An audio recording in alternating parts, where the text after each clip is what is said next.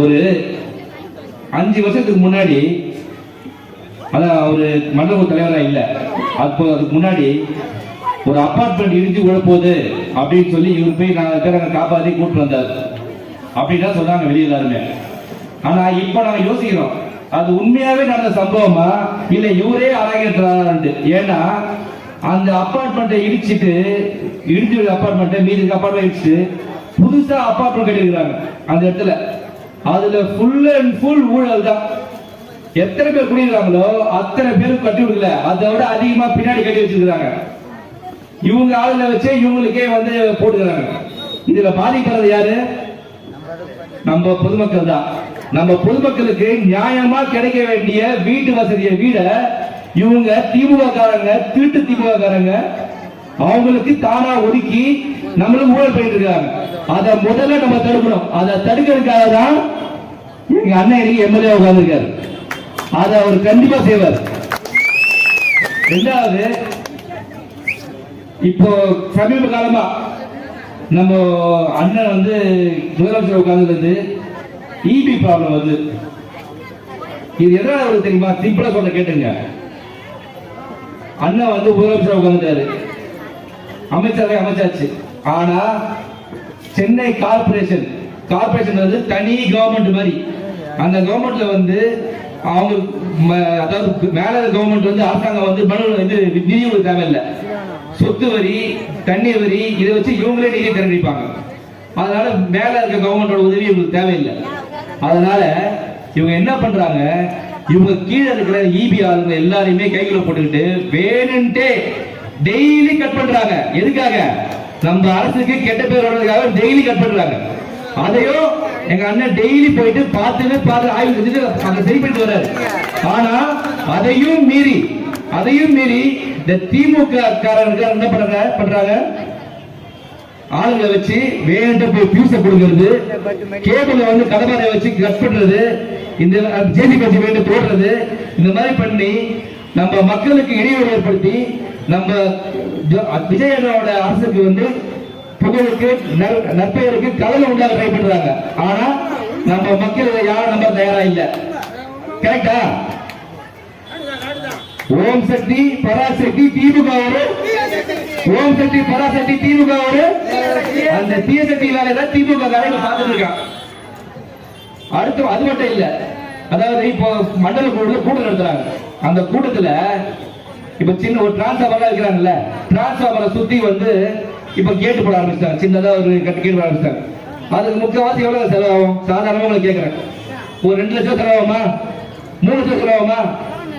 ஆனா டெண்டர் விட்ட தொகை எவ்வளவு தெரியுமா? 40 லட்சம் ரூபாய். எவ்வளவு? 40 லட்சம் ரூபாய். 40 லட்சம் ரூபாய்ல ஒரு 5 லட்சம் ரூபாய் ஆகுங்க. மீதி 30 லட்சம் ரூபாய் யார் பாக்கெட்டுக்கு போகுது? தனி அரசு பாக்கெட்டுக்கு போகுது. தனி அரசு இந்த மாதிரி வேலை பண்ணிட்டு இருக்காரு. அது மட்டும் இல்ல, இப்ப நடக்குது, இப்ப சொல்லப்படுறது இப்ப நடக்கிறது இல்ல, இது நடந்தது. அதாவது யாராவது வீடு கட்டுறீங்க, உங்க பொதுமக்கள் யாராவது வீடு கட்டுறீங்க தெரியல, வீடு கட்டும் போது மணல் ஜெல்லியெல்லாம் வெளியதான் கொட்ட முடியும், வீடுல கொட்டிக்க முடியாது இல்ல. உடனே வந்து தனியார் போடுவாரு. அந்த வார்டு கவுன்சிலரை கூப்பிட்டு ஜேஇ அன்பு பாக்கத்துல ஜேஇ போய் அங்க நிப்பாரு. நின்னோட நோட்டீஸ் விடுறேன், ஃபைன் போடுறேன் அப்படின்னு. உடனே அவங்க இங்க இருக்க என்ன பண்ணாங்க, சார் என்ன சார் பண்றது, கொஞ்சம் பார்த்து அட்ஜஸ்ட் பண்ணுங்க சார். நீ உடனே போய் சேர்மன் போய் பாரு. சேர்மன் போய் பார்த்தா அவரோட அமௌண்ட் டீல் பண்ணுவார். ஆனா இப்போ அதிகாரிகள் பொதுமக்கள் வீடு கட்டும் போது அந்த பக்கம் போறதே கிடையாது. ஏன்? இங்க பதவியேற்ற முதல் நாளே 2வது நாளே அண்ணன் மீட்டிங் போட்டு எந்த அதிகாரியும் பொதுமக்கள் இடையூறு செய்யற மாதிரி எந்த விதமான வேலை செய்யக்கூடாது கண்டிஷன் போட்டிருக்காரு. அது மட்டும் இல்ல, இப்போ நம்ம ஆட்சி கிடைப்பது என்ன பண்றாங்க, மெட்ரோ வாட்டரே கிடையாது. ஆனா மெட்ரோ வாட்டர் பில்லு கட்டணும் சீல் வைக்க போய் நிக்கிறாங்க அந்த இடத்துல. அதுவும் நம்ம ஆட்சி கெட்டப்பேர் வர வைக்கின்றது ஒரே காரணத்துக்காக தான். அதையும் அண்ணன் பேசி இப்ப யாரும் எந்த விதமான அதிகாரிகளும் பொதுமக்கள் இடையூறு தர மாதிரி பொதுமக்கள் வீட்டுக்கு முன்னாடி போய் நின்று அவங்களுக்கு தொல்லப்படக்கூடாதுன்னு பக்கா கண்டிஷன் போட்டிருக்காரு. அதனால யாரும் இதுமாதிரி உங்களுக்கு டிஸ்டர்ப் வரவே மாட்டாங்க. அதனால கவலையப்படாதீங்க. இப்போ இது வரைக்கும் எந்த எம்எல்ஏவாவது காலையில 6 மணிக்கு ஆபீஸ் போய் பாத்துருக்கீங்களா? பாத்துருக்கீங்களா யாராவது? ஆனா 6 மணிக்கு ஆபீஸ் எங்க என்ன பார்க்கலாங்க. காலையில டிஃபனும் ஆபீஸ்ல சாப்பிடுறாரு, மதியானம் லஞ்சும் ஆபீஸ்ல சாப்பிடுறாரு, நைட்டு சாப்பாடு ஆபீஸ்ல சாப்பிடுறாரு. வீட்டுக்கே போறது இல்ல. அண்ணன் அண்ணி போன் பண்ணி திட்டுறாங்க, வீட்டுக்கே ஏன் வரது இல்லைன்ட்டு. நைட்டு வரைக்கும் நைட் எத்தனை மணிக்கு போறாரு நினைக்கிறீங்க? 12 மணிக்கு வீட்டுக்கு போறாரு. காலைல 5 மணிக்கு எனக்கு குச்சி ரெடி ஆகிறாரு. நாங்களே சொல்றோம், அண்ணன் தயவு செஞ்சு தூங்குங்களேன். எப்பா தூக்கமே வர மாட்டேங்குது. ஏன்? உங்களை பற்றி அனுதினமும் நினைத்துக் கொண்டிருக்கிறார். உங்கள் குறைகளை தீர்க்க அண்ணன் அனுதினமும் 24 hours ஆபீஸ்ல உட்கார்ந்திருக்கார்.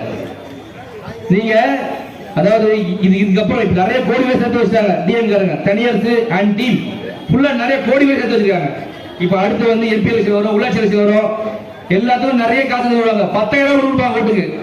ஆனா எம்பி எலெக்ஷன்ல பண்ணி பாத்தீங்களா? காசை வாங்கிட்டு எங்க அண்ணனுக்கு ஓட்டு போட்டீங்களே, அதே மாதிரி எல்லாத்தையும் காசு வாங்கிங்க. ஆனா ஓட்டு யாரையும் போடணும், விசிலுக்கு போடணும். இங்க இருக்கிற ஒவ்வொரு கவுன்சிலரும் விசில் கவுன்சிலரா இருக்கணும்.